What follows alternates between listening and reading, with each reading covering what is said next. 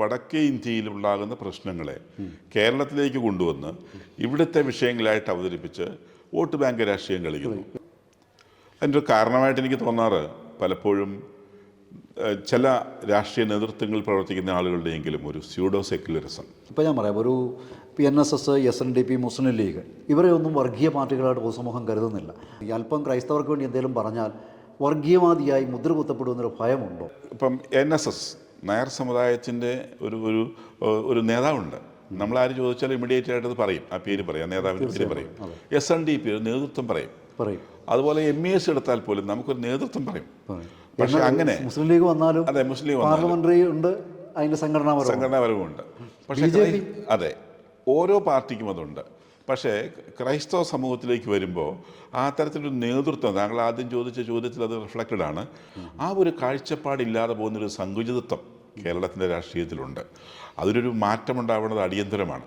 അപ്പോൾ ആ സങ്കുചിതാവസ്ഥയിലൂടെ കടന്നു പോയിക്കൊണ്ടിരിക്കുന്ന ഈ ഇടതുകാലിലും വലതിലും വലതുകാലിലും ഇടതിലും വെച്ചുകൊണ്ടിരിക്കുന്ന ഈ പ്രസ്ഥാനങ്ങളെ ഒന്ന് ഇരുത്തി ചിന്തിപ്പിക്കുവാൻ ഇത്തരത്തിലുള്ള ഒരു മുന്നേറ്റം, കേരളത്തിൻ്റെ വികസനവും കേരളത്തെ ശരിക്കും കേന്ദ്രത്തിൽ ആര് അധികാരത്തിൽ വരുന്നോ അവരുമായി കൂട്ടിക്കെട്ടാൻ ധൈര്യമുള്ള നേതൃത്വങ്ങളുണ്ടായാൽ മാറ്റം. ഭരണത്തിലിരിക്കുന്ന സംവിധാനങ്ങളോട് നമ്മൾ അങ്ങനെ ഒരു അയിത്തം കൽപ്പിക്കേണ്ട കാര്യമില്ല. രാജ്യം ഭരിക്കുന്നവരും സംസ്ഥാനം ഭരിക്കുന്നതുമായിട്ടുള്ള സംവിധാനങ്ങൾ, ആ സംവിധാനങ്ങളാണ് നമുക്ക് രാഷ്ട്രീയമായിട്ടുള്ള സുരക്ഷിതത്വം നൽകേണ്ടത് അല്ലെങ്കിൽ നൽകുന്നത്. ഇപ്പോൾ സാറി പറയുന്നത് നമ്മൾ കാര്യമായിട്ട് പരിഗണിച്ച് കഴിഞ്ഞാൽ, അതായത് ഈ ഫോറസ്റ്റ് എസ്റ്റേറ്റിനെ തന്നെ നവീകരിക്കാൻ ജനങ്ങൾ മെനക്കെടേണ്ട ഒരു അവസ്ഥയുണ്ടെന്ന് കേരളത്തിൽ. ആ അവസ്ഥയായിരിക്കുന്നു ഇപ്പം. ആ അവസ്ഥയായിരിക്കുന്നത് അത് ജനാധിപത്യത്തിൻ്റെ വലിയൊരു അപജയമാണ്. അപ്പോൾ കേരളം ഇന്ത്യയുടെ ഭാഗമായതുകൊണ്ട് മാത്രമാണ് ഈ അവസ്ഥയിൽ നമ്മൾ രക്ഷപ്പെട്ടു നിൽക്കുന്നത്. അല്ലെങ്കിൽ വളരെ അപകടകരമായ അവസ്ഥ ഉണ്ടായിരുന്നു. തീർച്ചയായിട്ടും. പ്രിയപ്പെട്ട പ്രേക്ഷകരെ, ഒത്തിരി സന്തോഷത്തോടെ ഒരിക്കൽ കൂടി നിങ്ങളെല്ലാം സ്വാഗതം ചെയ്യുകയാണ്. ഇന്ന് നമ്മളുടെ കൂടെയുള്ളത് ഡോക്ടർ ചാക്കോ കാളംപറമ്പിലാണ്. സാറേ, സ്വാഗതം. സാറ് സോഷ്യൽ മീഡിയയിലും മുഖ്യധാരാ മാധ്യമങ്ങളിലും കൃത്യമായ സാമൂഹിക, രാഷ്ട്രീയ, സാമുദായിക, കാർഷിക മേഖലയിലെ തൻ്റെ അഭിപ്രായങ്ങൾ രേഖപ്പെടുത്തുകയും വരുന്ന ആളുകളിൽ കേരള സമൂഹത്തിന് കാര്യമായി പലതും ചെയ്യുവാൻ കഴിവുള്ളൊരു വ്യക്തിത്വവുമാണ്. മാത്രവുമല്ല, വ്യക്തിപരമായി ഞാൻ മനസ്സിലാക്കുന്നിടത്ത് മുഖ്യധാരാ മാധ്യമങ്ങളിൽ നിന്ന് സാറിൻ്റെ പ്രഭാഷണങ്ങൾ കേട്ടെടുത്തും സാർ വ്യക്തിമുദ്ര പതിപ്പിച്ച മേഖലകളെക്കുറിച്ച് അറിയാനിടയായതിൽ നിന്നും മനസ്സിലാക്കുന്നത് രാഷ്ട്രീയ രംഗത്തേക്ക് രാഷ്ട്രീയക്കാരെന്ന നിലയിലല്ല, മറിച്ച് തെരഞ്ഞെടുപ്പ് മേഖലയിലേക്ക് പരിഗണിക്കപ്പെടേണ്ട ഒരു വ്യക്തിത്വവുമാണ്. സാറിനോട് നമ്മളിന്ന് ചില രാഷ്ട്രീയ കാര്യങ്ങൾ ചോദിച്ചറിയാൻ വേണ്ടിയാണ് ഇന്ന് കൂടെയായിരിക്കുന്നത്. സാറിൻ്റെ അഭിപ്രായങ്ങൾ കേൾക്കുവാനും ചോദിക്കുന്നതിനും വേണ്ടി. സാറേ, ആദ്യമേ ചോദിക്കുന്നത്, കേരള ക്രൈസ്തവർ ഒരു നേതൃദാരിദ്ര്യം അഭിമുഖീകരിക്കുന്നതായിട്ട് സാറിന് തോന്നിയിട്ടുണ്ടോ? വേണ്ട രീതിയിൽ ക്രൈസ്തവരെ പ്രൊജക്റ്റ് ചെയ്യുവാൻ പൊതുസമൂഹത്തിന് മുമ്പിലേക്ക് ക്രൈസ്തവ ശബ്ദമായി മാറുന്നതിൻ്റെ ഒരു കുറവ് തോന്നിയിട്ടുണ്ടോ? അതിന് രണ്ട് തലങ്ങളുണ്ട്. ഒന്ന് സഭാതലവും രണ്ട് സമുദായ തലവും. അപ്പോൾ സഭാതലത്തിൽ നമുക്ക് നേതൃത്വക്കുറവില്ല എന്ന് പറയാം, തീർച്ചയായിട്ടും. പക്ഷേ ക്രൈസ്തവ സമൂഹം എന്നുള്ള നിലയ്ക്ക് രാഷ്ട്രീയ മേഖലകളെക്കുറിച്ച് നമ്മൾ ചിന്തിക്കുമ്പോൾ ഒരു ശുഷ്കിച്ച അവസ്ഥ ഇപ്പോൾ നമുക്ക് അനുഭവപ്പെടുന്നതായിട്ട് തോന്നാറുണ്ട്. രാഷ്ട്രീയ പാർട്ടികൾ ഒരുപാടുണ്ടെങ്കിലും ഈ പറയുന്ന ക്രൈസ്തവ സമൂഹത്തിൻ്റെ യാഥാർത്ഥ്യമാകേണ്ട ആവശ്യങ്ങൾ അല്ലെങ്കിൽ കൃത്യതയോടെ അവർക്ക് ലഭിക്കേണ്ട അവകാശങ്ങൾ ലഭ്യമാക്കുന്നതിൽ പൊതുസമൂഹത്തിൽ നിന്ന് സംസാരിക്കുവാൻ ആർജവം കാണിക്കുന്ന രാഷ്ട്രീയ നേതൃത്വങ്ങളുടെ എണ്ണം കുറവായിട്ട് എനിക്ക് തോന്നാറുണ്ട്. അതിൻ്റെ ഒരു കാരണമായിട്ട് എനിക്ക് തോന്നാറ് പലപ്പോഴും ചില രാഷ്ട്രീയ നേതൃത്വങ്ങളിൽ പ്രവർത്തിക്കുന്ന ആളുകളുടെയെങ്കിലും ഒരു സ്യൂഡോ സെക്യുലറിസം. ഞാൻ ഒന്ന് തിരിച്ചു ചോദിക്കാം. ഇപ്പോൾ ഞാൻ പറയാം, ഒരു NSS, SNDP, മുസ്ലിം ലീഗ് ഇവരെ ഒന്നും വർഗീയ പാർട്ടികളായിട്ട് പൊതുസമൂഹം കരുതുന്നില്ല. പക്ഷേ സാറി പറയാൻ ഉദ്ദേശിക്കുന്നതാണെന്ന് എനിക്കറിയില്ല. ഈ ക്രൈസ്തവ മേഖലയിൽ നിന്ന് വരുന്ന, അപ്പോൾ കേരള കോൺഗ്രസ്സുകാർ തുറന്നു പറയാമല്ലോ, കേരള കോൺഗ്രസ്സുകാരൊക്കെ ചിന്തിക്കും അല്പം ക്രൈസ്തവർക്ക് വേണ്ടി എന്തെങ്കിലും പറഞ്ഞാൽ വർഗീയവാദിയായി മുദ്ര കുത്തപ്പെടുമെന്നൊരു ഭയമുണ്ടോ?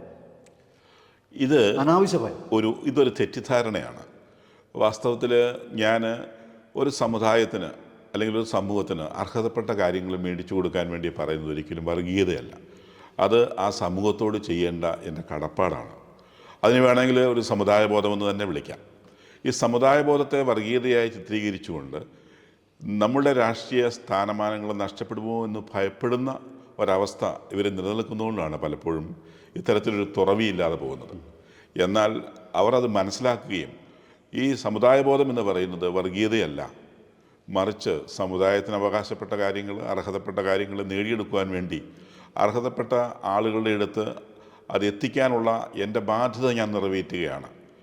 മറ്റൊരു സമുദായത്തിനോ മറ്റൊരു സമൂഹത്തിനോ അവകാശപ്പെട്ടത് പിടിച്ചെടുക്കാൻ വേണ്ടിയല്ല, ഈ സമൂഹത്തിന് അവകാശപ്പെട്ടത് നേടിക്കൊടുക്കാൻ വേണ്ടിയാണ് ബോധ്യത്തോടുകൂടി ചെയ്യുമ്പോൾ അതൊരിക്കലും വർഗീയതയല്ല, മറിച്ച് അതൊരു സമുദായ ബോധമാണ്, ആ സമൂഹത്തോട് ചെയ്യുന്ന രാഷ്ട്രീയമായ കടപ്പാടാണെന്ന് ഞാൻ മനസ്സിലാക്കുന്നു. അപ്പോൾ ഈ സമുദായ ബോധം അഥവാ സമുദായം, ജാതി, മതം ഇവ ഇന്ത്യൻ കേരള രാഷ്ട്രീയത്തിൻ്റെ ഒരു ഒഴിച്ചുകൂടാനത്തിലെ അവസ്ഥയായിട്ടാണ് നിൽക്കുന്നത്. ഇതിനെക്കുറിച്ച് പോലും വേണ്ട രീതിയിൽ ക്രിസ്ത്യാനികൾ ബോധമുണ്ട്. അതായത് നമ്മൾ ഒട്ടുമിക്ക ക്രിസ്ത്യാനികളും രാഷ്ട്രീയമായി കാണുന്ന ഒരു അവസ്ഥയാണുള്ളത്. പക്ഷേ ഇന്ത്യൻ രാഷ്ട്രീയത്തിൽ നമുക്ക് നോക്കിയാൽ കേരളത്തിൽ അതിൻ്റെ അതിപ്രസരമാണല്ലോ. കാരണം പാലസ്തീന് വേണ്ടി വാദിക്കുന്ന ഒരവസ്ഥ, ആയിരക്കണക്കിന് കിലോമീറ്റർ അപ്പുറത്ത് കിടക്കുന്ന പാലസ്തീനെ പരിഗണിക്കുകയും ഇവിടെ JB കോശി കമ്മീഷൻ അടക്കമുള്ള വിഷയങ്ങൾക്ക് വേണ്ടി നമ്മൾ പറയുമ്പോൾ അത് വർഗീയതയായി ചിത്രീകരിക്കപ്പെടുകയും ഒക്കെ ചെയ്യുന്നൊരവസ്ഥയുണ്ട്. അപ്പോൾ ഈ ഒരു തരത്തിലുള്ളതാ ഈ ഒരു വേർതിരിവ് ക്രൈസ്തവർക്ക് ഉണ്ടാകാതെ വരുന്നുണ്ടോ? ക്രൈസ്തവരുടെ ഇടയിലും ഇതുണ്ടോ? അതുകൊണ്ടാണ് രാഷ്ട്രീയ പാർട്ടികൾ ക്രൈസ്തവരെ വെറും വോട്ടുകൂത്ത് മെഷീനുകളായി പരിഗണിക്കുന്ന അവസ്ഥയും ഈ പറഞ്ഞ സ്യൂഡോ സെക്യുലറിസവുമായിട്ട് ബന്ധമുണ്ടോ? ക്രൈസ്തവ സമൂഹത്തിന് പൊതുവായ ഒരു ദാർശനികതയുണ്ട്. അത് രാഷ്ട്രീയത്തിലായാലും സാമൂഹ്യ പ്രവർത്തനങ്ങളായാലും എല്ലാ സമൂഹത്തെയും ചേർത്ത് നിർത്തുന്ന, എല്ലാ സമൂഹത്തെയും ഉൾച്ചേർത്ത് വയ്ക്കുന്ന ഒരു ഇൻക്ലൂസീവ് പൊളിറ്റിക്സ് ഉണ്ട്. ആ ഇൻക്ലൂസീവ് പൊളിറ്റിക്സ് കൊണ്ട് തന്നെ ഇപ്പോൾ പാലസ്തീൻ വിഷയം നമ്മൾ പറഞ്ഞല്ലോ, പാലസ്തീൻ വിഷയത്തിൽ പാലസ്തീനോട് നമുക്ക് ആ ജനത അനുഭവിക്കുന്ന ദുരന്തങ്ങളോട് നമുക്ക് ഐക്യദാർഢ്യം പ്രഖ്യാപിക്കാം. പക്ഷേ അവിടുത്തെ പ്രശ്നം അതല്ല. അവിടെ നടക്കുന്ന തീവ്രവാദ പ്രസ്ഥാനങ്ങളെ സപ്പോർട്ട് ചെയ്തുകൊണ്ട് അതിനുവേണ്ടി അനുകൂലമായിട്ടുള്ള നിലപാടുകൾ എടുക്കുന്നതിനാണ് നമ്മൾ എതിർക്കുന്നത്. തീവ്രവാദത്തെ അനുകൂലിക്കരുത്. മനുഷ്യത്വപരമായിട്ടുള്ള കാര്യങ്ങൾ, മാനസിക പരിഗണന കൊടുക്കേണ്ട കാര്യങ്ങൾ നമ്മൾ കൊടുക്കണമെന്ന് വാദിക്കുന്നവരാണ് നമ്മൾ. അപ്പോൾ ഒരു വശത്ത് തീവ്രവാദത്തെ പ്രോത്സാഹിപ്പിക്കുവാൻ പ്രവണത കാണിക്കുകയും മറുവശത്ത് ഇവിടെ സാധാരണക്കാരന് ലഭിക്കേണ്ടുന്ന അവകാശങ്ങളും ആനുകൂല്യങ്ങളും ന്യായമായ ആവശ്യങ്ങളും സാധിച്ചു കൊടുക്കുന്നിടത്ത് ഒരു നിശബ്ദത ഉണ്ടാകുക, അല്ലെങ്കിൽ മനഃപൂർവ്വമായ ബോധപൂർവമായിട്ടുള്ള നിശബ്ദത പാലിക്കുക എന്ന് പറയുമ്പോൾ അത് ഇരട്ടത്താപ്പാണ് രാഷ്ട്രീയത്തിലാണെങ്കിൽ പോലും. അത് എനിക്ക് തോന്നുന്നത് നമ്മുടെ പല നേതാക്കന്മാർക്കും അനുഭവപ്പെടുന്നത്. അതിനൊരു കാരണം താങ്കൾ ചോദിച്ചതുണ്ട്, ഈ വോട്ടുകുത്തി രാഷ്ട്രീയം എന്ന് പറയുന്നത്. അതായത് ക്രൈസ്തവ സമൂഹത്തിൻ്റെ ജനസംഖ്യ കുറഞ്ഞു പോയിക്കൊണ്ടിരിക്കുന്നു എന്നുള്ളത് പലർക്കും അതൊരു ആകർഷണമല്ലാതായി മാറുന്നു. അതുകൊണ്ട് ഇലക്ഷൻ വരുമ്പോൾ ഓട്ടോമാറ്റിക്കായിട്ട് അവരെ വോട്ടിന് കിട്ടിയാൽ മതി, അത് കഴിഞ്ഞാൽ പിന്നെ അവരെ പരിഗണിക്കേണ്ട കാര്യമില്ല. ഇത് പറയുമ്പോൾ ഈ വടക്കേന്ത്യൻ ക്രിസ്ത്യൻ പീഡനത്തെക്കുറിച്ച് പറയുമ്പോൾ അത് കേരളത്തിൽ കാര്യമായ രീതിയിൽ ചർച്ച ചെയ്യിക്കുകയും എന്നാൽ വടക്കേന്ത്യയിൽ വേണ്ടത്ര രീതിയിൽ അതിനോട് പ്രതിരോധിക്കുകയും ചെയ്യുന്നൊരവസ്ഥ നമ്മൾ കാണുന്നില്ല. അത് ഈ സാർപ്പി ഞാൻ ചോദിച്ച വോട്ടുകുത്ത് മെഷീനുകളായി നമ്മളെ പരിഗണിക്കുന്നതിൻ്റെ പിന്നിലൊരു കാരണം അതിലേക്കാണ് നേരത്തെ ചോദിച്ചത്. മറ്റ് സമുദായങ്ങൾക്കുള്ളതുപോലെ അവർ സംഘടിച്ച് നിന്നുകൊണ്ടാണല്ലോ രാഷ്ട്രീയ പാർട്ടികളെ സ്വാധീനിക്കുന്നത്. അങ്ങനെ സംഘടിച്ച് നിന്നുകൊണ്ട് രാഷ്ട്രീയ പാർട്ടികളെ സ്വാധീനിക്കേണ്ട ഒരവസ്ഥ, രാഷ്ട്രീയ അവസ്ഥ ഇവിടെ ഉണ്ടല്ലോ. അതായത് ഇന്ത്യൻ രാഷ്ട്രീയം, കേരള രാഷ്ട്രീയം ജാതി മതത്തിലുമാണ് നിൽക്കുന്നത്. അതിൽ നിന്ന് മോചിതമായിട്ടില്ല. രവീന്ദ്രനാഥ് ടാഗോർ പറഞ്ഞ അവസ്ഥ ഇപ്പോഴും സ്വപ്നം കാണാൻ പോലും നമ്മുടെ രാഷ്ട്രീയക്കാർക്ക് പറ്റിയിട്ടില്ല. അപ്പം ആ സാമുദായികമായി സംഘടിച്ചാലല്ലാതെ ജനാധിപത്യത്തെ സംരക്ഷിക്കാൻ കേരളത്തിൽ സാധിക്കില്ല എന്നൊരവസ്ഥയുണ്ടല്ലോ. അതിനെക്കുറിച്ച് ഇവിടുത്തെ കേരള കോൺഗ്രസിൻ്റെ ഫ്രാക്ഷനുകൾക്കോ അല്ലെങ്കിൽ ക്രൈസ്തവ പക്ഷത്തുനിന്നുള്ള മറ്റ് സമുദായ സംഘടനകൾക്കോ AKCCക്കോ പോലും വേണ്ടത്ര ബോധം ഉണ്ടായിട്ടുണ്ടോ? എൻ്റെ ചോദ്യം ക്ലിയർ ആണെന്ന് കരുതുന്നത്. അതിനകത്ത് അതായത് ഒരു ക്ലാരിറ്റി കുറവ്, ഞാൻ ഒരു ഡൗട്ട് ക്ലിയർ ചെയ്യുകയാണ്.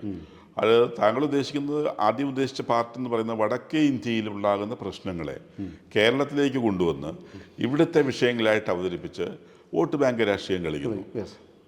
അതങ്ങനെയാണ് ഞാൻ മനസ്സിലാക്കുന്നത്. അതങ്ങനെയാണ്. ഓട്ടോമാറ്റിക്കായിട്ട് അതിവിടെ ഉണ്ട്. പക്ഷേ ഇവിടുത്തെ ക്രൈസ്തവ സമൂഹം അനുഭവിക്കുന്ന പ്രശ്നങ്ങളെ അഡ്രസ്സ് ചെയ്ത് അതിന് പരിഹാരമുണ്ടാക്കാനല്ല രാഷ്ട്രീയ പാർട്ടി. അങ്ങനെ അവിടെ നമ്മൾ കബളിപ്പിക്കപ്പെടുന്നില്ലെന്ന് ചോദിക്കും. തീർച്ചയായിട്ടും ഈ ഉത്തരേന്ത്യയിൽ ഉണ്ടാകുന്ന ക്രൈസ്തവ പീഡനങ്ങൾക്ക് എല്ലാ കാലത്തും ഉണ്ടായിട്ടുണ്ട്. കോൺഗ്രസ് മിനിസ്ട്രി ഭരിക്കുമ്പോഴുണ്ടായിട്ടുണ്ട്, പിന്നീടും ഉണ്ടായിട്ടുണ്ട്. ആ ഉണ്ടാകുന്ന പ്രശ്നങ്ങളെ അതാത് സമയങ്ങളിൽ അഡ്രസ്സ് ചെയ്യാൻ വേണ്ടിയിട്ട് എനിക്ക് തോന്നുന്നത് ഒരു കൃത്യതയോടുകൂടി ഇടപെടുന്നത് പലപ്പോഴും വീഴ്ചകൾ വരുത്തിയിട്ടുണ്ട്. പക്ഷേ ഇലക്ഷൻ എടുക്കുമ്പോഴത്തേക്കും ആ വിവരങ്ങളെല്ലാം ഉയർത്തിക്കൊണ്ടുവന്ന് അതിൻ്റെ ഫോട്ടോസ് ഉയർത്തിക്കൊണ്ടുവന്ന് അതിൻ്റെ പ്രചരണങ്ങൾ അഴിച്ചുവിട്ട് ഒരു വോട്ട് ബാങ്കിന് വേണ്ടിയുള്ള ഒരു രാഷ്ട്രീയ കളി നടക്കുന്നത് പലപ്പോഴും കേരളത്തിൽ സംഭവിക്കുന്ന കാര്യമാണ്. അതിനോടനുബന്ധിച്ച് അടുത്ത ചോദ്യം ചോദിച്ചത് ഈ സമുദായ ബോധം നിലവിൽ ആവശ്യമാണ് എന്ന്. എണ്ണം എത്രയും ആകട്ടെ, ക്രിസ്ത്യാനികൾക്ക് വേണ്ട രീതിയിൽ മനസ്സിലാക്കണം. കാരണം മറ്റുള്ളവർ സംഘടിച്ച് നിന്നുകൊണ്ടാണ്. എണ്ണം കൂടുതലോ കുറവോ പോട്ടെ, SNDPയോ NSSോ ഇസ്ലാമിക പക്ഷത്തു നിന്നുള്ളതായ സംഘടനകൾ ഏതുമാകട്ടെ, അപ്പോൾ അവർ സംഘടിച്ച് നിൽക്കുമ്പോൾ അത് വർഗീയതയായിട്ട് ക്രിസ്ത്യാനികളും പരിഗണിക്കുന്നില്ല. അതാണ് ഇതിൻ്റെ ഏറ്റവും വലിയ മനസ്സിലാക്കാൻ പറ്റാത്തത്.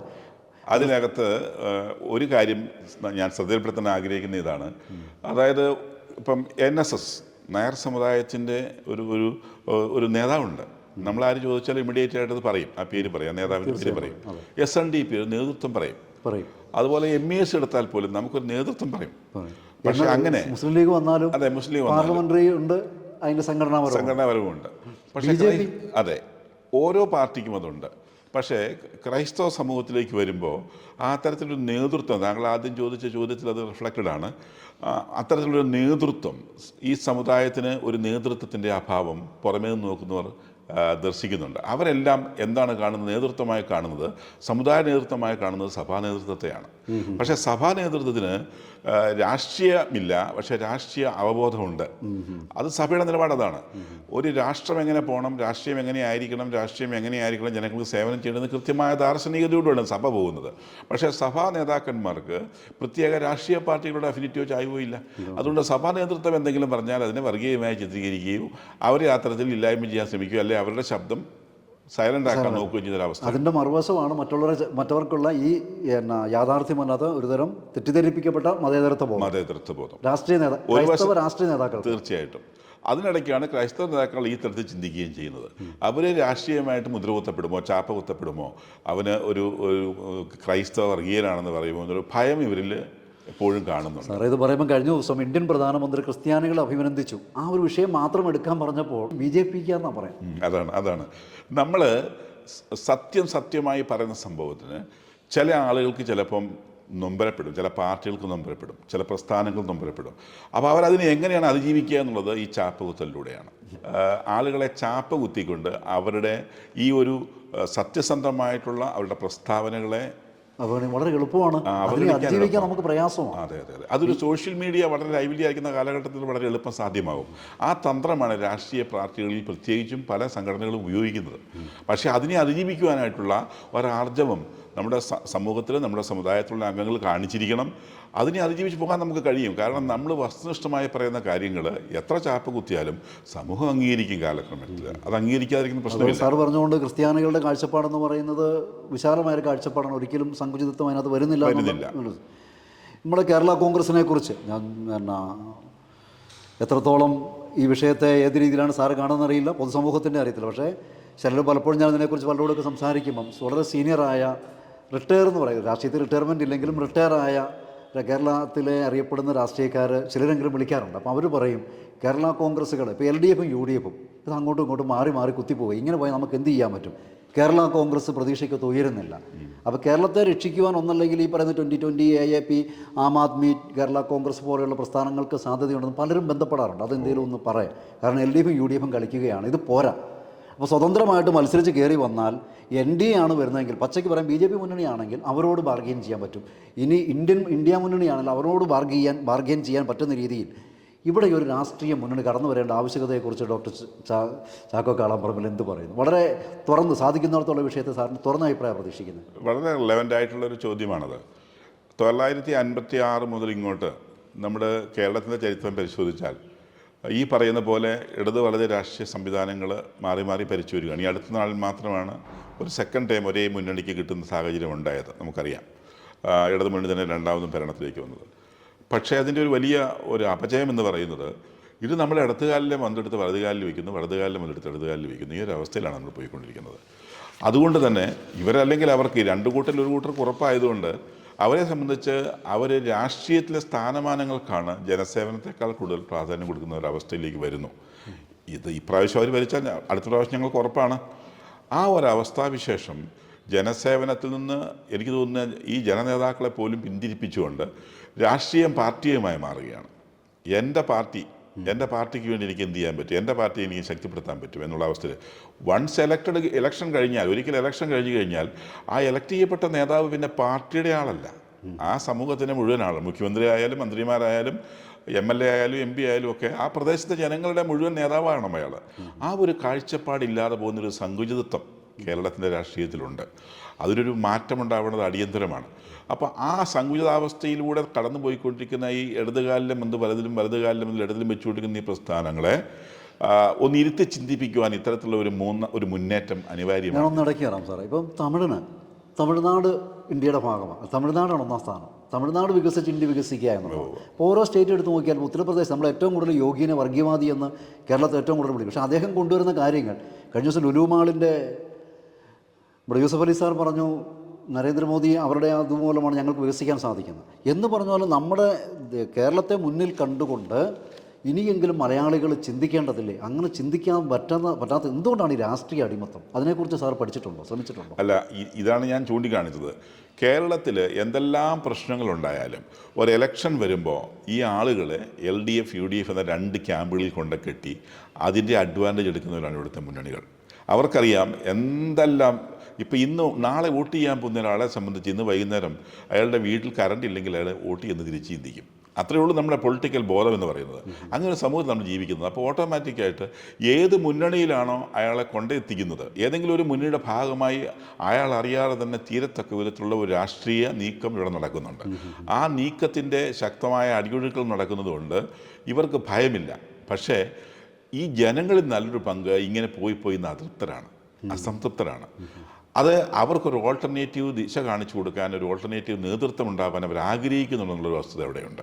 അതിലേക്ക് വന്നാൽ ഇവർ മാറി ചിന്തിക്കും എന്നുള്ളതാണ് എൻ്റെ കാഴ്ച. അതാണ് ഞാൻ ചോദിച്ചത്. ഈ കേരള കോൺഗ്രസ്സുകളുടെ ഏതെങ്കിലും ഒരു ഫ്രാക്ഷൻ ധൈര്യസമേതം മുമ്പോട്ട് വരികയും ഈ പറയുന്ന 2020 ആം ആദ്മി ആകട്ടെ, AAP ഏതുമാകട്ടെ, നമ്മളതിൻ്റെ അത്തരമൊരു സാധ്യത. കേരള കോൺഗ്രസിനെ കുറിച്ച് പറയുമ്പോൾ ഞാൻ എൻ്റെ വ്യക്തിപരമായ അഭിപ്രായമാണ് പറയുന്നത്. എല്ലാ കാലത്തും കേരള കോൺഗ്രസിനെ ഭിന്നിച്ച് നിർത്തി നേട്ടങ്ങൾ കൊയ്യുന്ന സംവിധാനം കേരളത്തിലുണ്ടായതായിട്ട് എനിക്ക് തോന്നിയിട്ടുള്ളത്. 2 മുന്നണികളും അത് തിരിച്ചറിയാത്തൊരു കേരള കോൺഗ്രസ് ആകാനാണ് അതിനാണ് സാധ്യത കൂടുതലും. അപ്പോൾ താൽക്കാലികമായിട്ടുള്ള ചില ലാഭങ്ങൾക്ക് വേണ്ടി ആ വിഭജനത്തെ അവർ അംഗീകരിക്കുകയും പോവുകയും ചെയ്യും. അതിനപ്പുറത്തേക്കൊരു വിശാലമായ കാഴ്ചപ്പാടിൽ കേരളത്തിൻ്റെ ഒരുപക്ഷെ ഭരണ നേതൃത്വം ഏറ്റെടുക്കുന്ന അവസ്ഥയിലേക്ക് വളർന്നുകൊണ്ടിരുന്ന ഒരു സംവിധാനമാണ് ഇന്ന് പോയി ശുഷ്കിച്ച് പല വിഭാഗങ്ങളായി പല മുന്നണികളിലായി മാറി നിന്നുകൊണ്ട് അത് നാമാവശേഷമാകുന്ന സാഹചര്യത്തിലേക്ക് എത്തിക്കൊണ്ടിരിക്കുകയാണെന്ന് സംശയിച്ചാൽ തെറ്റു പറയാൻ പറ്റാത്ത വിധത്തിലായിരിക്കുന്നത്. അതിന് ഒരു മാറിച്ചിന്ത ആവശ്യമാണ്. കാലഘട്ടത്തിനനുസരിച്ചുള്ള ഒരു മാറിയ ചിന്ത ആവശ്യമുണ്ടെന്ന് ഞാൻ. കേരള കോൺഗ്രസ് നഷ്ടപ്പെട്ടു പോയ ഭൂരിപക്ഷ സമുദായവുമായി ബന്ധത്തെക്കുറിച്ച് സാർ ചിന്തിച്ചിട്ടുണ്ടോ? തീർച്ചയായിട്ടും ഭൂരിപക്ഷ സമുദായവുമായി നല്ല ഈടുറ്റ ബന്ധം നിലനിർത്തിക്കൊണ്ടുപോയ ഒരു സമുദായമാണ്, അല്ലെങ്കിൽ ഒരു പാർട്ടിയാണ് കേരള കോൺഗ്രസ്. ഇന്നത് എവിടെ അതാ ഞാൻ പറഞ്ഞത്, ഇതിനകത്ത് അപജയങ്ങൾ ഒരുപാട് സംഭവിച്ചു പോയിരിക്കുന്നു. ആ തരത്തിൽ നമ്മൾ നല്ല ബന്ധം കാത്തു സൂക്ഷിച്ചു പോയിടത്ത് ഇവരെ ഭിന്നിപ്പിച്ച് ഭരിക്കുന്ന 2 മുട്ടനാടുകളുടെ കാര്യം, കുറുക്കൻ്റെ കാര്യവും പറഞ്ഞ പോലെ ആയി മാറിയ ഒരവസ്ഥയിലേക്ക് എത്തിച്ചു വെച്ചത് ഇന്നത്തെ രാഷ്ട്രീയ, അതിൽ ഇവർക്കും പങ്കുണ്ട്. ഇവരെ ഭിന്നിപ്പിക്കാൻ ശ്രമിച്ച മുന്നണികളുടെ നേതൃത്വത്തിനും പങ്കുണ്ട് എന്നുള്ളത് വസ്തുതയാണ്. ഇവർ ഒന്നിച്ചു നിന്ന് കഴിഞ്ഞാൽ പല രാഷ്ട്രീയ പാർട്ടികൾക്കും അപകടമുണ്ടാകുമായിരുന്നു. ആ അപകടമുണ്ടാകുന്ന പാർട്ടികൾ ഒരുപക്ഷെ മുന്നണിയിൽ 2ാം കക്ഷിയായി നിൽക്കേണ്ടുന്ന ഇടതുപക്ഷം എടുത്തു കഴിഞ്ഞാൽ അതൊരു CPIയുടെ കേസ്, വലതുപക്ഷം എടുത്തു കഴിഞ്ഞാൽ അത് ലീഗിൻ്റെ കേസ്. ഒരുപക്ഷെ അവർക്കൊക്കെ ഭയപ്പാടുണ്ടാകുമായിരുന്ന അവസ്ഥയിൽ നിന്ന് അവർക്ക് ഇന്ന് മോചനം കിട്ടിയത് ഈ ഭിന്നിപ്പാണ്. അതുമല്ല, ഇപ്പോൾ നമുക്കറിയാം മുസ്ലിം ലീഗിനേക്കാൾ കൂടുതൽ കുറച്ചുകൂടെ എന്നാ പറയുന്നത് ഒരു സെക്കുലറായ കാഴ്ചപ്പാടിൽ പൊതുസമൂഹത്തിന് സ്വീകാര്യത കിട്ടാൻ സാധ്യതയുള്ളതും, ശരിക്കും പറഞ്ഞാൽ CPM-ഉം കോൺഗ്രസും കഴിഞ്ഞാൽ കേരളത്തിൽ കുറച്ചുകൂടെ വിശാല അർത്ഥത്തിൽ ജനങ്ങൾ കാണാൻ സാധ്യതയുള്ളൊരു പാർട്ടി ആയിരുന്നല്ലോ. ആയിരുന്നു. എന്നാൽ ഇപ്പോൾ അങ്ങനെയാണോ എന്നുള്ള 2 വട്ടം ചിന്തിക്കണം. കാരണം ജനങ്ങൾ ഇപ്പോൾ അതിനെക്കുറിച്ച് കാണുന്ന ഒരു കാഴ്ചപ്പാട് പല കോർണറിൽ നമ്മൾ കേൾക്കുന്നത് അതിങ്ങനെ ഭിന്നിച്ച് വളരുക. മാണിസാറിൻ്റെ പണ്ടത്തെ സിദ്ധാന്തമൊക്കെ പറഞ്ഞുകൊണ്ട് പിളരും തോറും വളരും പിളരുമെന്നുള്ള ആ ഒരു ആവേശത്തിൽ നിന്നുകൊണ്ട് ആളുകൾ അതിനെ ഇപ്പോൾ ആ തരത്തിൽ കണ്ടു തുടങ്ങിയിരിക്കുന്നു. അതിനൊരു തിരിച്ച് നടപ്പ് ആവശ്യമുണ്ട്, ഒരു തിരിച്ചുവരവ് ആവശ്യമുണ്ടാകണമെങ്കിൽ അതിൻ്റെ നേതൃത്വങ്ങൾ, വിവിധ വിഭാഗങ്ങളുടെ നേതൃത്വങ്ങൾ ഒന്നിച്ചിരുന്ന് ചർച്ച ചെയ്തുകൊണ്ട് അവരുടെ ഗതകാല പ്രാബല്യം അല്ലെങ്കിൽ ഗതകാല ആ ഒരു പ്രൗഢി തിരിച്ചു പിടിക്കാനുള്ള ഒരു ഇച്ഛാശക്തി കാണിക്കണം. അവിടെയാണ് എനിക്ക് മറ്റൊരു സംശയം തോന്നിയിട്ടുള്ളത്. ഈ കോട്ടയം, പത്തനംതിട്ട, ഇടുക്കി, പിന്നെ 1-2 സീറ്റുകൾ അദ്ദേഹം പറയുന്നില്ല. അങ്ങനെ ഭൂരിപക്ഷ സമുദായത്തെ വിശ്വാസത്തിലെടുത്തുകൊണ്ട്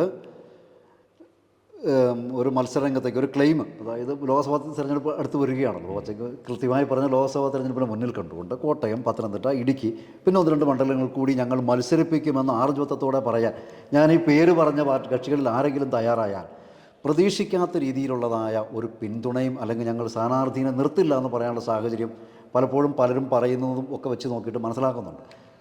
അത്തരമൊരു ബാർഗെയിനിങ് കപ്പാസിറ്റിയിലേക്ക് പോകണമെങ്കിൽ കുറച്ചുകൂടെ വിശാലമായ കാഴ്ചപ്പാടിൽ ഒന്നിച്ചിന്ന് ചിന്തിക്കാൻ ഇവർ തയ്യാറാകാതെ ഇപ്പോഴത്തെ സാഹചര്യത്തിൽ അത് പറയുമ്പോൾ പലപ്പോഴും അത് ഒരു സ്വപ്നം മാത്രമായിരിക്കും, ഒരു പകൽക്കിനാവ് പോലെ ആയി മാറും. മറിച്ച് ഒന്നിച്ചു നിന്നുകൊണ്ട് ഇത് പറഞ്ഞാൽ കേരളത്തിൽ സംഭവിക്കാവുന്ന കാര്യമാണിത്. അങ്ങനെ സംഭവിച്ചിട്ടുണ്ടല്ലോ, ഇനി അങ്ങനെ സംഭവിക്കാൻ സാധ്യതയുമുണ്ടല്ലോ. അതിനെ പ്രയോജനപ്പെടുത്താൻ തയ്യാറായി മുമ്പോട്ട് വരണം.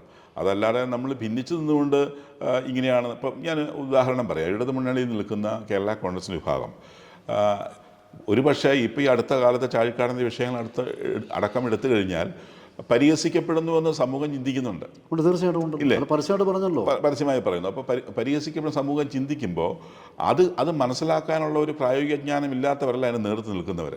അതനുസരിച്ച് പ്രതികരിക്കാൻ കൂടി തയ്യാറാവണം.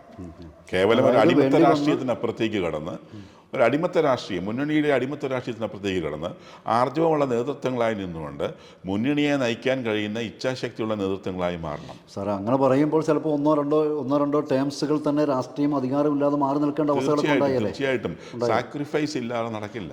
അത് സാറി പറഞ്ഞ വിഷയം ചിന്തിക്കും. നമുക്ക് ഈ കർണാടകയിലോട്ടും തമിഴ്നാട്ടിലും ആന്ധ്രയിലോട്ടൊക്കെ ചെന്ന് കഴിഞ്ഞാൽ മുന്നണി മാറുമ്പോൾ പരസ്പരം പിടിച്ച് ജയിലിലിടുന്ന അവസ്ഥയുണ്ട്. പക്ഷെ അവർ പിന്നെ പുറത്ത് ജയിൽവാസം മുതലാക്കിക്കൊണ്ട് വരുന്ന ഒരു അവസ്ഥ നമ്മൾ കാണും. പിന്നെ ഭരണത്തിലേക്കാണ് വരുന്നത് ജയിലിൽ നിന്ന്. അതെ, ആ ഒരു ധൈര്യം ഇവിടെ ഉണ്ടാവുന്നത് എനിക്ക് ഇപ്പോൾ തോന്നുന്നില്ല. അല്ല, തീർച്ചയായിട്ടും ഇവിടെ അത്തരത്തിലുള്ള ഒരു സംഭവവികാസം കർണാടകത്തിൻ്റെയും തമിഴ്നാടിൻ്റെയും പൊളിറ്റിക്സും കേരളത്തിൻ്റെ പൊളിറ്റിക്സും തമ്മിൽ അല്പ വ്യത്യാസമുണ്ടല്ലോ. നമുക്കറിയാം ഇവിടെ അത്തരത്തിലുണ്ടാക്കാനുള്ള സാധ്യത കുറവാണ്. നമുക്കറിയാമല്ലോ, ഇവിടെ എതിരെ വന്നവരെയൊക്കെ അന്വേഷണത്തിലൂടെയാണല്ലോ ഇപ്പോൾ ഒതുക്കുന്നത്. അതെ, അത് കേന്ദ്രമാണെങ്കിലും സംസ്ഥാനമാണെങ്കിലും അന്വേഷണങ്ങളുണ്ടാവും ഒതുക്കുന്നത്. തീർച്ചയായിട്ടും അന്വേഷണങ്ങളുണ്ടാവും. പക്ഷേ നമ്മൾ രാഷ്ട്രീയത്തിൻ്റെ ധാർമ്മികതയെ നിലനിർത്തിക്കൊണ്ട് പ്രവർത്തിച്ചാൽ ഏത് അന്വേഷണത്തിനെയും അതിജീവിച്ച് പോകാൻ കഴിയില്ല. അത്ര ഒരു ഇച്ഛാശക്തിയുള്ള, അപ്പോൾ അതായത് ശരിക്കും കേരളത്തിൻ്റെ വികസനവും കേരളത്തെ ശരിക്കും കേന്ദ്രത്തിൽ ആര് അധികാരത്തിൽ വരുന്നോ അവരുമായി കൂട്ടിക്കെട്ടാൻ ധൈര്യമുള്ള നേതൃത്വങ്ങളുണ്ടായാൽ മാറ്റം. ഭരണത്തിലിരിക്കുന്ന സംവിധാനങ്ങളോട് നമ്മൾ അങ്ങനെ ഒരു ഐത്തം കൽപ്പിക്കേണ്ട കാര്യമില്ല. രാജ്യം ഭരിക്കുന്നവരും സംസ്ഥാനം ഭരിക്കുന്നതുമായിട്ടുള്ള സംവിധാനങ്ങൾ, ആ സംവിധാനങ്ങളാണ് നമുക്ക് രാഷ്ട്രീയമായിട്ടുള്ള എന്താ പറയുക സുരക്ഷിതത്വം നൽകേണ്ടത് അല്ലെങ്കിൽ നൽകുന്നത്. ഞാനത് പറയുമ്പോൾ സാർ പറയുമ്പോൾ ഞാൻ ചോദിച്ച സ്വാഭാവികമായി ഞാൻ സംഖ്യയാവും, സാറും സംഖ്യ. എന്നാലും ചോദിക്കട്ടെ, പ്രധാനമന്ത്രിയെ കാണാൻ ക്രൈസ്തവർ പഠിച്ചിട്ടുണ്ടോ?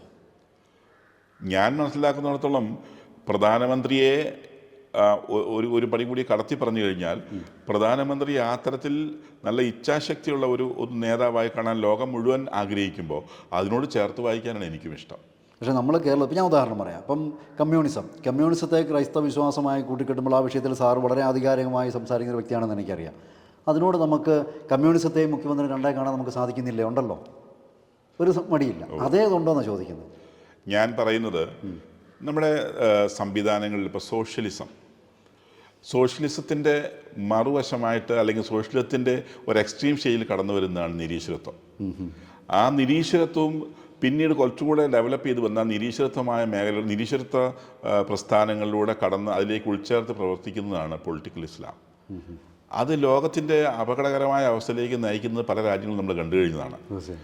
നിരീശ്വരത്വ പ്രസ്ഥാനങ്ങളും പൊളിറ്റിക്കൽ ഇസ്ലാമും തമ്മിലുണ്ടാകുന്ന ബന്ധങ്ങൾ അത് തീർച്ചയായും നമുക്കറിയാം, ലോകത്തിൽ അപകടങ്ങൾ ഉണ്ടാക്കിയിട്ടുണ്ട്. മുസ്ലിം ലീഗിൻ്റെ പാണക്കാട് തങ്ങൾ പറഞ്ഞു ഉൾവിളികളും പിൻവിളികളും ഒക്കെ ഉണ്ടാകും, വേണ്ട, മുടക്കേണ്ടി വന്നു, ശബ്ദിക്കേണ്ടി വന്നു. കമ്മ്യൂണിസ്റ്റൊക്കെ ചേരാനുള്ള ആ ഒരു ധ്വര അങ്ങനെ ഇപ്പോഴും ഇവിടെ ഉള്ളത്. അപ്പം നിരീശ്വരത്വ പ്രസ്ഥാനങ്ങളുമായിട്ട് സമരസപ്പെടാനായിട്ട് വിശ്വാസികൾ കഴിയുമോ എന്നുള്ളതാണ്. അല്ല, ഞാൻ സാറിനോട് നേരത്തെ ചോദിച്ചു ചോദ്യം. മുഖ്യമന്ത്രിയുടെ കൂടെ സ്റ്റേജ് പങ്കിടുമ്പോഴും അദ്ദേഹത്തെ ഉദ്ഘാടനം വിളിക്കുമ്പോൾ അത് മുഖ്യമന്ത്രിയാണ്, തീർച്ചയായിട്ടും കമ്മ്യൂണിസ്റ്റത്തെ അല്ല. അത് തെറ്റല്ല, അത് ഭരണാധികാരിയാണ്. ഓക്കെ, അങ്ങനെയെങ്കിൽ ഞാൻ ചോദിക്കുന്നത്, സാറ് സാമുദായിക ഈ മേഖലയിൽ കാര്യമായ രീതിയിലുള്ളതാ പ്രവർത്തിച്ചുകൊണ്ടിരിക്കുന്ന ഒരു വ്യക്തിത്വം എന്ന നിലയിൽ അത് രണ്ടായിട്ട് കാണാൻ നമുക്ക് സാധിക്കുന്നുണ്ടോ എന്നാണ് ചോദ്യം. അതായത് നമ്മളുടെ ഇവിടുത്തെ ഒരു അപജയം എന്താണെന്ന് ചോദിച്ചു കഴിഞ്ഞാൽ നമ്മൾ പലപ്പോഴും ഈ പാർട്ടികൾ എല്ലാം തന്നെ ഇപ്പോൾ ഉദാഹരണത്തിന് ഇടതുപക്ഷം ഭരിക്കുന്നു, ആ ഭരണക്രമത്തിൽ ഈ പാർട്ടിയാണ് ഭരിക്കുന്നത് എന്നൊരു സാഹചര്യം ഇടതുപക്ഷം ഭരിക്കുമ്പോൾ നമ്മൾ കണ്ടുവരുന്ന ചരിത്രമാണ്. പാർട്ടിയുടെ ഇംഗിതമനുസരിച്ചാണ് ഭരണാധികാരി പ്രവർത്തിക്കുന്നത്. എനിക്കതിനോട് യോജിക്കാൻ കഴിയില്ല. മറിച്ച് പാർട്ടിയുടെ ഇംഗിതമായിരിക്കരുത്, പൊതുജനത്തിൻ്റെ ക്ഷേമമായിരിക്കണം അതിൻ്റെ പിൻബലമായി നിൽക്കേണ്ടത്. ആ തരത്തിൽ ഒരു വിഭാവനം ചെയ്യുന്ന ഒരു മാനിഫെസ്റ്റോ ഉണ്ടാവണം. ആ മാനിഫെസ്റ്റോ ആയിരിക്കണം നടപ്പിലാക്കാൻ ശ്രമിക്കേണ്ടത്. അതിനകത്ത് ചിലപ്പോൾ അപ്പോയിൻമെൻറ്റുകളായാലും തെരഞ്ഞെടുപ്പുകളായാലും അല്ലെങ്കിൽ ക്ഷേമപ്രവർത്തനങ്ങളായാലും ഒക്കെ പാർട്ടിയത്തിനപ്പുറത്തുള്ള ഒരു രാഷ്ട്രീയമായിട്ടൊന്ന് മാറണം. അപ്പോൾ നമുക്കത് സ്വീകാര്യമാകും. അതല്ല എന്നുണ്ടെങ്കിൽ കേവല പാർട്ടിയങ്ങളായി മാറുകയാണെങ്കിൽ അതിനെ അംഗീകരിക്കാനായിട്ട് സാധാരണക്കാരന് വിഷമമുണ്ടാവും. അവിടെയാണ് പല ഏറ്റുമുട്ടലുകളും പല പ്രതിസന്ധികളും ഉണ്ടാകുന്നത്. ഞാൻ ചോദിക്കട്ടെ, തിരഞ്ഞെടുക്കപ്പെട്ട ഒരു ഭരണാധികാരി സംശുദ്ധമായൊരു ഭരണം നടത്തുകയാണെങ്കിൽ ഇറസ്പെക്റ്റീവ് ഓഫ് അയാളുടെ രാഷ്ട്രീയം ജനങ്ങൾ അയാളെ സപ്പോർട്ട് ചെയ്യും. അതേസമയത്ത് തിരഞ്ഞെടുക്കപ്പെട്ട ഭരണാധികാരി എത്ര മികവറ്റതാണെങ്കിലും അദ്ദേഹം ചെയ്യുന്നത് ഈ പാർട്ടിയത്തിൻ്റെ അടിസ്ഥാനത്തിൽ മാത്രമാണെങ്കിൽ അദ്ദേഹത്തെ ഏകാധിപതിയായി ചിത്രീകരിക്കില്ലേ?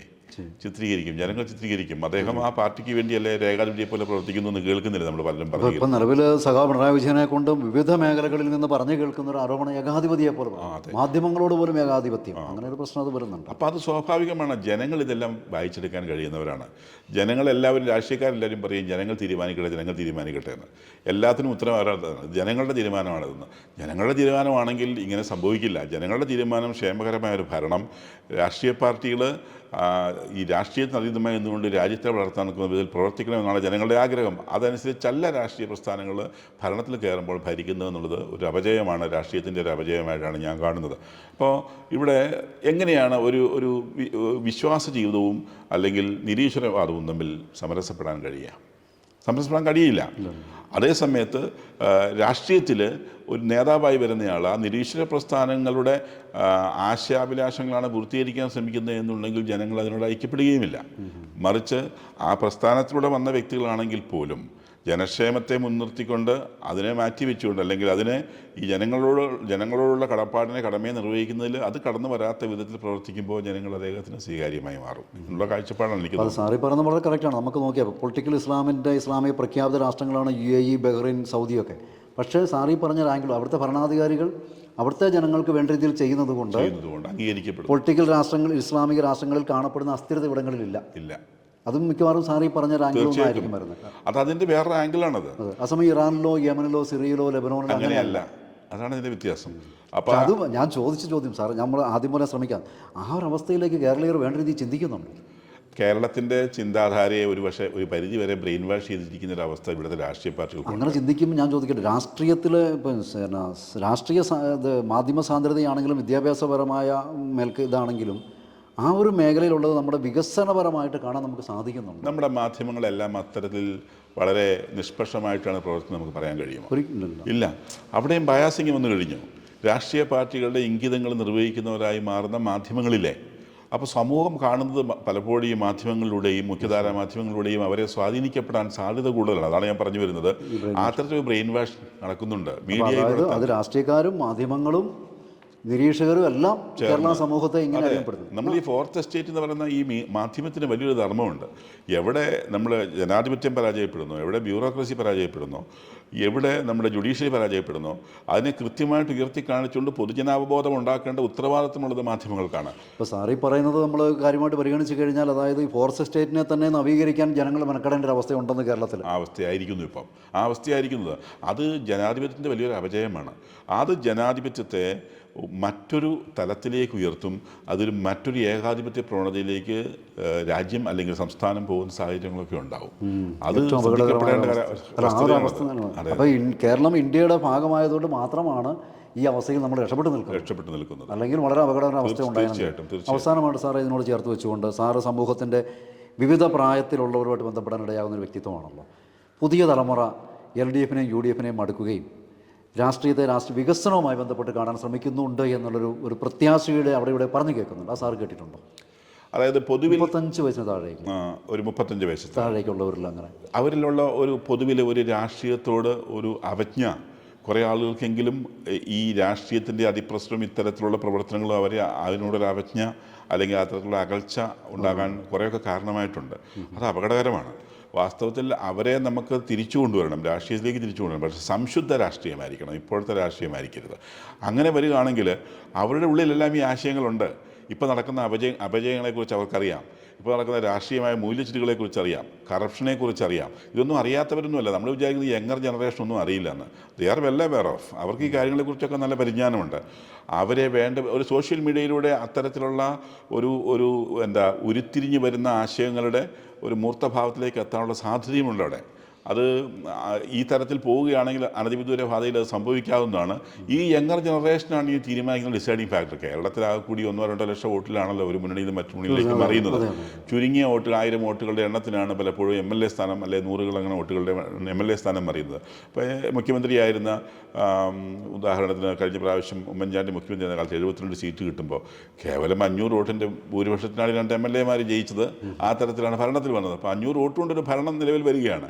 അത്രമാത്രം ക്രിട്ടിക്കലായിട്ടുള്ള ഒരു സിറ്റുവേഷനിലൂടെ കടന്നു പോകുന്ന കേരളത്തിൽ ഈ യുവജനങ്ങളുടെ ചിന്താധാര വേണ്ട വിധത്തിൽ പരിപോഷിക്കപ്പെടുകയും ഇത്തരത്തിലുള്ള അവർ ആഗ്രഹിക്കാത്ത സമൂഹത്തിന് ആവശ്യമില്ലാത്ത ഇത്തരത്തിലുള്ള കറപ്ഷനിൽ നിന്നൊരു മോചനം ആഗ്രഹിക്കുകയും ചെയ്താൽ കേരളത്തിലൊരു ഒരു പറിച്ചുനടിയിലുണ്ടാവും, ഒരു മാറ്റത്തിൻ്റെ കാറ്റിലുണ്ടാവും, അല്ലെങ്കിൽ കാറ്റടിക്കലുണ്ടാവും എന്ന് ഞാൻ വിശ്വസിക്കുകയാണ്. ഇപ്പം സാറിനോട് അവസാന ചോദ്യം എന്ന് പറഞ്ഞാൽ ഒന്നും കൂടെ ആവർത്തിക്കുന്നത് ഒരു ചോദ്യം വരുന്ന ലോക്സഭാ തെരഞ്ഞെടുപ്പിൽ മുന്നണികൾ കഴിഞ്ഞ പ്രാവശ്യം ഉണ്ടായതുപോലെ സ്വീപ്പ് സാറ് പ്രതീക്ഷിക്കുന്നുണ്ടോ? ഇല്ല എന്ന് കരുതുകയാണ്.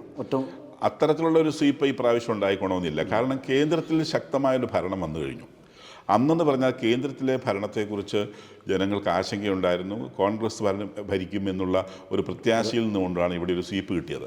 ഇപ്രാവശ്യം അതുണ്ടാകാനുള്ള സാധ്യത കുറവാണ്. അപ്പം അടുത്ത ചോദ്യം അതിനോടനുബന്ധിച്ച്, അങ്ങനെയെങ്കിൽ ഇരു മുന്നണികളും അഥവാ 3 മുന്നണികളും ഫീൽഡ് ചെയ്യുന്ന സ്ഥാനാർത്ഥിയെ ബേസ് ചെയ്തായിരിക്കുമോ വിജയം? അതൊരു ഘടകമായിരിക്കും. സ്ഥാനാർത്ഥി മെയിൻ ഘടകമാകണമെന്നില്ല, ഒരു ഘടകമായിരിക്കും. അവരുടെ ഈ ഉയർത്തപ്പെടുന്ന പ്രശ്നങ്ങൾ, പരിഹരിക്കപ്പെടേണ്ട വിഷയങ്ങൾ, അവർ എങ്ങനെയാണ് സമൂഹത്തിന് കൊടുക്കുന്ന, എന്താണ് അവർ സമൂഹത്തിലേക്ക് കൊടുക്കാൻ പോകുന്നത്, ഇതെല്ലാം കൗണ്ട് ചെയ്യും. സ്ഥാനാർത്ഥികൾ ഒരു പ്രധാനപ്പെട്ട ഘടകം തന്നെയാണ്. നിർത്തുന്ന സ്ഥാനാർത്ഥി നിസ്വാർത്ഥമായി രാഷ്ട്രീയം അല്ലെങ്കിൽ രാഷ്ട്രീയ പ്രവർത്തനം ചെയ്യാൻ, അല്ലെങ്കിൽ ഈ തിരഞ്ഞെടുക്കപ്പെടുന്ന വ്യക്തി കൃത്യമായി ഭരിക്കാൻ കഴിയുന്ന ഒരാളാണെന്ന് ഉറപ്പ് അവർക്ക് ആവശ്യമുണ്ട്. ഈ 35 വയസ്സ്, പ്രത്യേകിച്ച് ഒരു 35 വയസ്സിന് താഴേക്കുള്ളവർ വ്യക്തികളെ നിരീക്ഷിക്കാനുള്ള സാധ്യതയുണ്ടോയെന്ന് അവർ കൂടുതൽ നിരീക്ഷിക്കും. തീർച്ചയായിട്ടും അവർ കൂടുതൽ നിരീക്ഷിക്കും. അങ്ങനെയെങ്കിൽ സാർ നേരത്തെ പറഞ്ഞ ഈ നിർണായക ഘടകം 500, 1000, 2000 വരുന്ന അതിനുള്ള സാധ്യത കൂടുതലാണ്. ഓരോ കോൺസ്റ്റിറ്റ്യുവൻസിയിലും കൂടുതലാണ്. അങ്ങനെയെങ്കിൽ അതിനെക്കുറിച്ച് LDFനും UDFനും BJPക്കും ബോധ്യമുണ്ടോ? അത് ആരാണോ അതിനെ വേണ്ട വിധത്തിൽ എക്സ്പ്ലോയിറ്റ് ചെയ്തെടുക്കുന്നത് അവരിവിടെ വിജയിക്കും എന്നാണ് എൻ്റെ കാഴ്ചപ്പാട്. അപ്പോൾ പ്രിയപ്പെട്ടവരെ, തൽക്കാലം വീണ്ടും മറ്റൊരു വിഷയവുമായി സാറിനെ കണ്ടുപിട്ടുന്നിടം വരെ വിടാം. എല്ലാവർക്കും നന്ദി. Thank you.